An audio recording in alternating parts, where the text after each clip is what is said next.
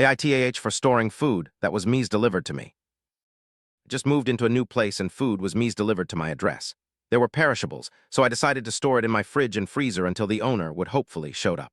I didn't want food to go to waste since I didn't know if they'd show up today or next week, or at all. I kept everything in the original delivery bags with the original tags. Initially, I assumed the old renters of my unit just forgot to change their delivery address. Had no way of knowing if they were still local or somewhere in another state or even another country.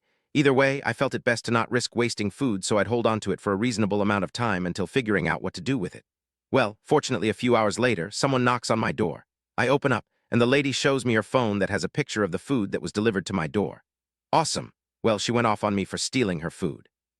You don't steal people's food. Why would you do that?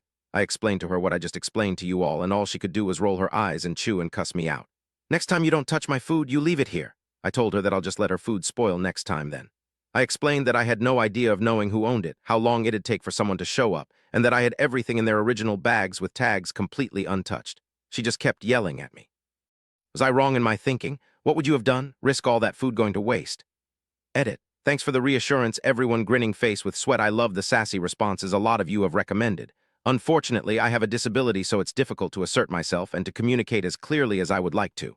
But to answer some of the questions I'm seeing, 1. Yeah, it's winter, that occurred to me as well. The temps swing so much that it's not safe to keep food outside. 2. I live in an apartment complex, so I figured it'd be easy for someone to find my unit if they lived here.